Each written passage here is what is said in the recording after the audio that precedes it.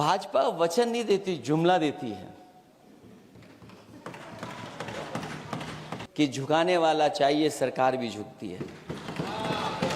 और सरकारों को झुकाना भी नौजवानों को आता है। एक प्रधान जी को हटा करके प्रधानमंत्री बचा लिया आपने। कि छात्रों का आंदोलन के बाद सरकार उनका बात सुन के पार्लियामेंट में बिल लेके आता है, ये अच्छा है। या जो आंदोलन होता है तो उसको कुचलने के लिए देश में इमरजेंसी लगा देता है, वो अच्छा, आप बता दीजिए।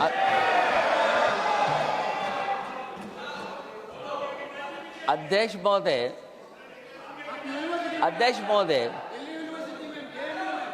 महोदय, मैं इमरजेंसी को तो नहीं देखा हूं, लेकिन इमरजेंसी में क्या क्या हुआ है वो अभी दिल्ली की राजधानी में भी देखने को मिल गया है।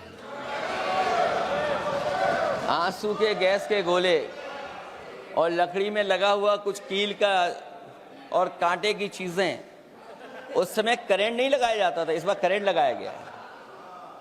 इमरजेंसी इन्हें याद आ गई है।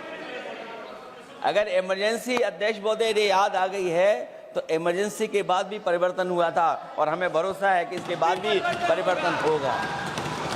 और अध्यक्ष महोदय, मैं आखिरी में कहना चाहता हूं, कानून से नहीं, नियत साफ होगी तब नीट का परीक्षा साफ होगी। सवाल कानून का नहीं है, आपकी नियत साफ नहीं है। और जिस समय आपकी नियत साफ होगी तो परीक्षा भी साफ हो जाएगी। और हमारे साथी जो कुछ और बातें उठा रहे हैं, आज मौका नहीं है, लेकिन आपको भगवान भी माफ नहीं करेंगे, क्योंकि आप चढ़ावा चोरी में शामिल हुए हैं। और चढ़ावा ही नहीं, जो गुप्त दान था वो भी चोरी हुआ है, गुप्त दान। और ये पाप की श्रेणी में नहीं आता है, महापाप की श्रेणी में आता है। अखिलेश जी, श्री अखिलेश यादव जी।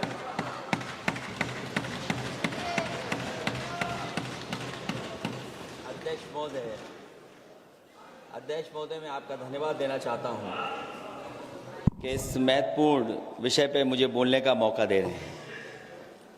मैं अपने साथी माननीय सदस्य गौरव गोगोई जी के से सहमत हूं।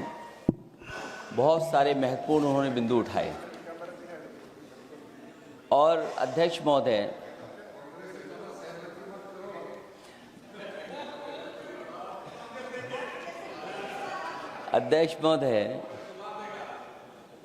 मुझसे ज़्यादा मेरे रिश्ते शायद हमारे विपक्ष के लोग ज़्यादा जान रहे हैं। और जितना विपक्ष के लोग नज़र रखेंगे, मैं समझता हूँ उतना रिश्ते और मजबूत हो जाएंगे।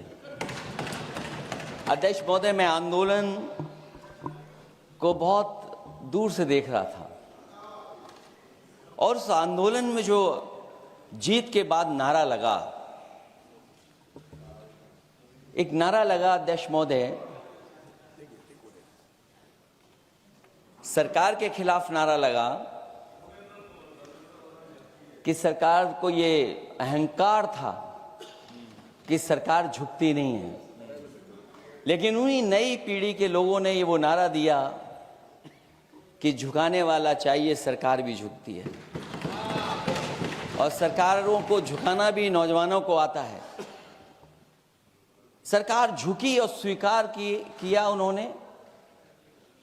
जो करोड़ों नौजवान जो मांग कर रहे थे कि सबसे पहले जो मंत्री जी हैं वो इस्तीफा दें, और बिंदु दूसरे अलग हैं जो हम लोगों को जानकारी में मिल रहा है। अध्यक्ष महोदय, सरकार हर विषय पे स्वीकार किया है, लेकिन पता नहीं अध्यक्ष महोदय, ये बात समझ में नहीं आ रही है कि सदन में उन आश्वासनों को क्यों नहीं रख रही है सरकार, जो सहमति बनी है।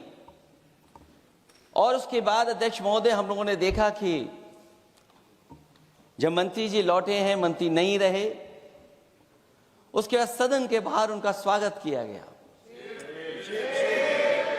अध्यक्ष महोदय, जो स्वागत हुआ उसके लिए हमें कोई शिकायत नहीं है, लेकिन माननीय सदस्यों को कितनी बड़ी राहत मिली होगी, कितने बड़े संकट से बचाया उन्होंने। एक प्रधान जी को हटा करके प्रधानमंत्री बचा लिया आपने। और ऐसा अध्यक्ष महोदय आंदोलन किसी ने नहीं देखा जिस आंदोलन में नई पीढ़ी के लोग, कम उम्र के लोग निकल करके आ गए और जो नारे दिए गए। ये सरकार पिछले कई वर्षों से नकारात्मक प्रचार पर टिकी हुई थी, नकारात्मक राजनीति करती थी और न जाने कितने हजार करोड़ रुपए खर्च किए होंगे सरकार ने नकारात्मक राजनीति के लिए। लेकिन नई पीढ़ी को मैं बधाई देना चाहता हूं, उनके मनोबल को और उनकी एकता को, और जिस तरीके से उन्होंने प्रचार किया, अंततः सरकार को झुकना पड़ गया। भाजपा वचन नहीं देती, जुमला देती है। तो मुझे उम्मीद है कि सभी युवा नौजवानों का जो मांग की है उन्होंने, उन सभी मांगों को सरकार स्वीकार करेगी। और सरकार ये भी स्वीकार कर लिया होगा कि कोई दल मजाक में बना तो कितनी बड़ा दल बन गया। जो कोई चीज मजाक से शुरू हुई वो कितना सीरियस हो गई, और इतना सीरियस हुई कि हमारी सरकार लोकतांत्रिक हो गई कि जो उनको धरने पे बैठने दिया। सरकार लोकतांत्रिक थी कि उन्हें धरने पर बैठने दिया।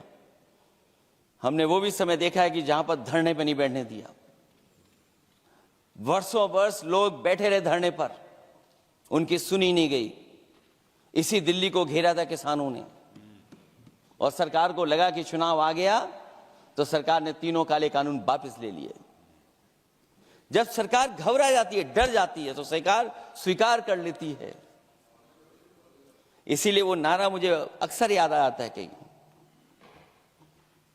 कि झुकाने वाला चाहिए, सरकार भी झुकती है। जो विषय लाया गया है कि prevention of unlawful means act, सरकार को कम से कम ये बताना चाहिए था कि 2024 में जब ये लेकर के आए थे तो आज 2026 में कैसे पेपर लीक हो गया।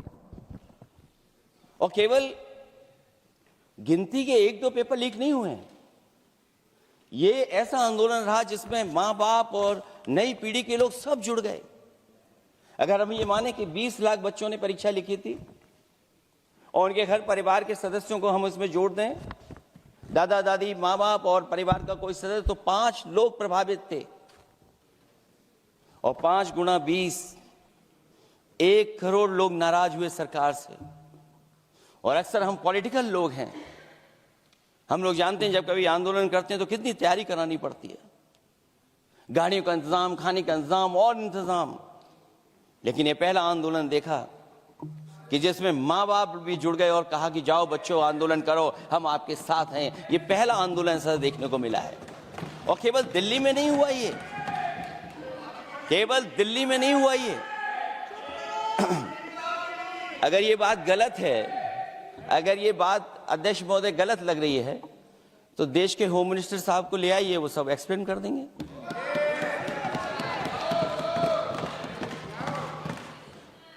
पहला आंदोलन जिसमें माँ बाप ने साथ दिया, क्योंकि परीक्षा से कितना दुखी हैं लोग। ये जो परीक्षाएं लीक हुई हैं, कई महीनों पहले ये किताब बना दी थी। और अध्यक्ष महोदय, जो लोग चढ़ावा चोरी नहीं बचा पाए,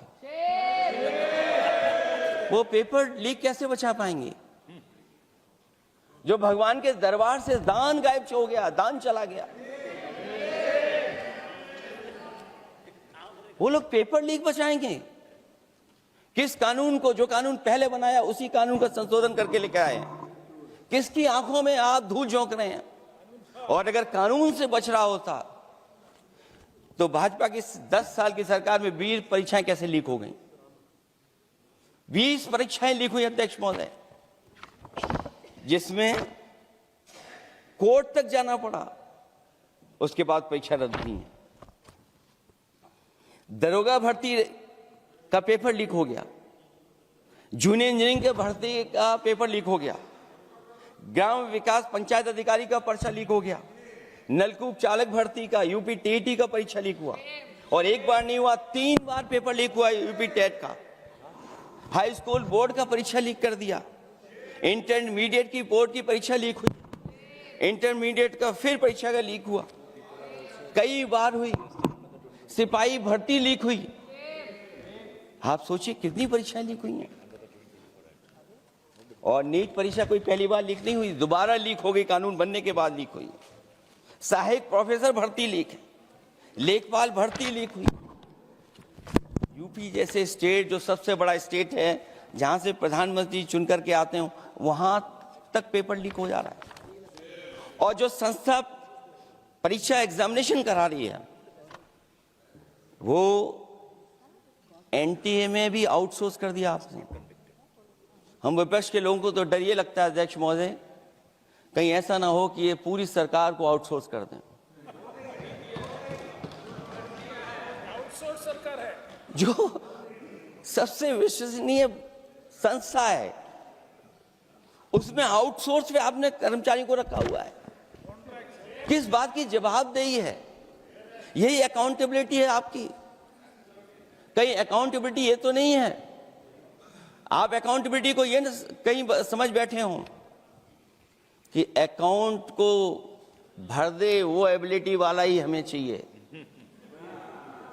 कहीं वो अकाउंटेबिलिटी तो नहीं है। आप बताइए, एनटीए को आउटसोर्स किया हुआ है आपने। जिस संस्था की जिम्मेदारी है महत्वपूर्ण परीक्षा कराने की, उसमें सब आउटसोर्स। और ये सच कहा कि कांग्रेस पार्टी के माननीय सदस्य ने मांग की है कि वो हम लोगों को पता होना चाहिए आखिरकार कौन लोग थे जो आउटसोर्स होकर के बैठ करके परीक्षा में इस तरह की घोटाला कर रहे थे। आखिरकार जवाबदेही क्या है, किसकी थी? और फिर केवल नीट की परीक्षा की बात करें और परीक्षाओं की बात करें,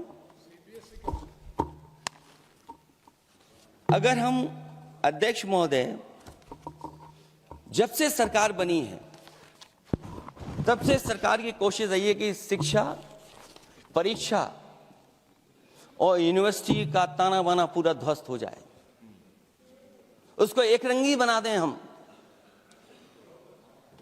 उसमें अंडरग्राउंड अनरजिस्टर्ड लोग शामिल हो जाएं। ये पिछले जब से भारतीय जनता पार्टी की सरकार आई है तब से हो रहा है। और फिर शुरुआत कहां से होती है? क्योंकि आप नहीं चाहते कि देश के गरीब लोग पढ़े लिखें, आगे बढ़ें। सरकार ने सबसे पहले हमला किया प्राइमरी स्कूल पर, और प्राइमरी स्कूल कितने बंद किए हैं आपने? जहां से बच्चे की शिक्षा की यात्रा शुरू होती है। एक गरीब परिवार का बेटा, बच्चे कहां से पढ़ करके निकलते हैं? सबसे पहले प्राथमिक शिक्षा सरकारी स्कूलों से पढ़ करके निकलते हैं। हमारे बहुत सारे माननीय सदस्य होंगे, वो उन्हीं प्राथमिक विद्यालयों से पढ़ करके आज इस सदन तक पहुंचे होंगे।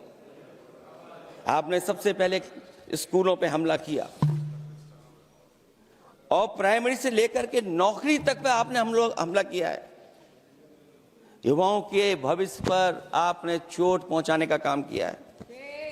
और जो प्राइमरी स्कूल जो आपने बंद किए हैं, वो इसीलिए बंद किए हैं आपने कि पिछड़े, दलित और गरीब के वर्ग के परिवारों के बच्चे पढ़ लिख न जाएं।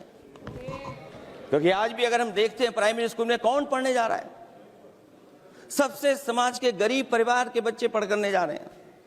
सबसे पहला हमला आपने वही किया, और इसीलिए किया क्योंकि नींव पर ही अगर हमला होगा तो ये आगे नहीं बढ़ पाएंगे। जो आंकड़े सरकार के बताए गए हैं, 1 लाख से ज्यादा सरकारी प्राइमरी स्कूल बंद कर दिए सरकार ने। और अगर ये बात गलत है तो हमें उम्मीद है सरकार इस पर भी जवाब देगी।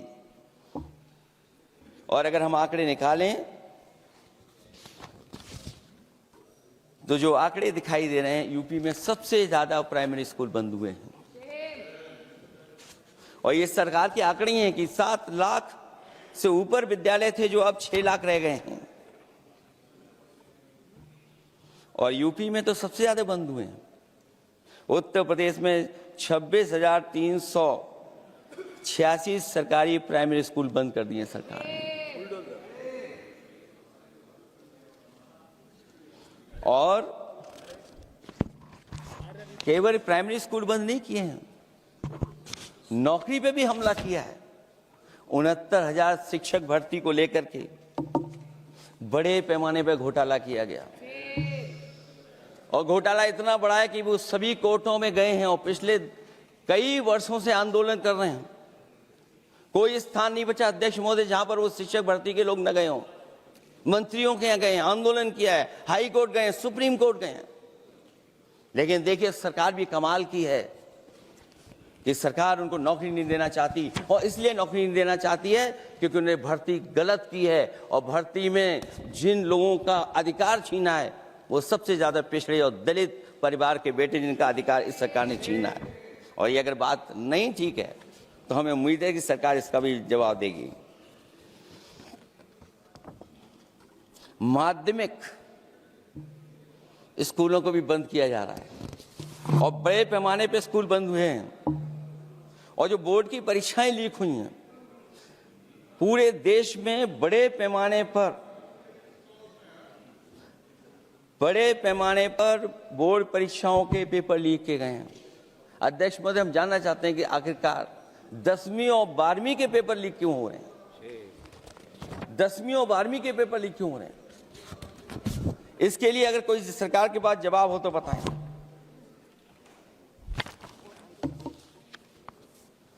और जो बच्चों ने जान दी है नीट की परीक्षा में, जब परीक्षा का पेपर लीक हो गया है, अध्यक्ष महोदय, मैं अपनी तरफ से, पार्टी की तरफ से और सभी की तरफ से उन्हें श्रद्धांजलि देता हूं। और हमें उम्मीद है कि सरकार उन बच्चों की मांग मानेगी जिन बच्चों ने ये शर्त रखी है कि उनके परिवार के लोगों को 1 करोड़ मुआवजा दिया जाए। जब उच्च शिक्षा में जिस तरीके से भर्ती हो रही है अध्यक्ष महोदय, जो उच्च शिक्षा की भर्ती है उसमें जो अपॉइंटमेंट हो रहे हैं उनके बारे में तो क्या चर्चा करें कि जब संस्था पे सबसे ऊपर बैठा व्यक्ति ही अन्याय करेगा तो पूरी संस्था में अन्याय होगा। जब से ये सरकार आई है, जो बड़ी बड़ी संस्थाएं हैं उन सब संस्थाओं में एक रंगी लोगों को बैठा करके उन संस्थाओं को ध्वस्त करने का काम कर रहे हैं। और न केवल उन संस्थाओं को खराब कर रहे हैं बल्कि अध्यक्ष महोदय, उत्तर प्रदेश में एक स्वतंत्र सेनानी, उनके नाम पर यूनिवर्सिटी बनी, मौलाना जौहर यूनिवर्सिटी। यूनिवर्सिटी बनकर के तैयार हो गई। इन्होंने कोई सरकारी यूनिवर्सिटी नहीं बनाई। और अगर कोई प्राइवेट यूनिवर्सिटी बन भी गई है तो उसको भी हथौड़ा लेकर के तोड़ने की तैयारी कर रहे हैं ये लोग। ये नफरत की राजनीति कहां लेकर के पहुंचा देगी। और जब से बीजेपी की सरकार आई है तब से नफरत की राजनीति और दूसरे लोगों के साथ किस तरह का व्यवहार हो रहा है, उन्हें कहीं भी न्याय तक नहीं दिला पाई सरकार। और जब नौकरी की बात आ जाए तो अध्यक्ष महोदय, अग्निवीर भर्ती में भी जो हर साल में कितनी भर्ती होती थी, कभी 80,000 भर्ती हुआ करती थी, अब भर्ती केवल 10,000 हो पा रही है। आखिरकार अध्यक्ष महोदय, सरकार नौजवानों की पढ़ाई और नौकरी पे हमला क्यों कर रही है? और नौकरी पे हमला क्यों हो रहा है? जब आप ये कहते हैं कि हमारे नौजवान हमारी डेमोग्राफिक डिविडेंड बन करके आए हैं, कहीं यही नौजवान हमारी आपदा न बन जाए, इसके बारे में भी सरकार को सोचना चाहिए। और मैं ये जरूर कहना चाहता हूं कि अध्यक्ष महोदय, अगर शिक्षा अच्छी होगी, परीक्षा सच्ची होगी तो तरक्की भी पक्की होगी। और ये तरक्की नहीं चाहते हैं, इसीलिए शिक्षा पर और परीक्षा पर हमला कर रहे हैं। मैं इन्हीं शब्दों के साथ अध्यक्ष महोदय आपका धन्यवाद देता हूं। और जो बिल लेकर के आए हैं आप, बिल तो 24 में भी लेकर के आए थे आप, जो 24 में बिल लेकर के आए थे उसके बाद नीट परीक्षा का पेपर लीक क्यों हो गया, ये आप बता देना मंत्री जी। आपको एक कानून बनाने के बाद दूसरा कानून बनाना पड़ रहा है, ये क्या वजह है? और आपको मंत्री जी का स्वागत इसलिए करना पड़ रहा है कि आपको संकट से बचा लिया। और अगर अखिलेश जी तो समाजवादी है। मैं पूछना चाहता हूं कि छात्रों का आंदोलन के बाद सरकार उनका बात सुन के पार्लियामेंट में बिल लेके आता है, ये अच्छा है, या जो आंदोलन होता है तो उसको कुचलने के लिए देश में इमरजेंसी लगा देता है, वो अच्छा? आप बता दीजिए।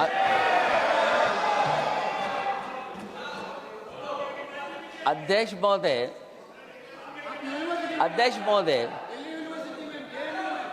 महोदय, मैं इमरजेंसी को तो नहीं देखा हूं, लेकिन इमरजेंसी में क्या क्या हुआ है वो अभी दिल्ली की राजधानी में भी देखने को मिल गया है।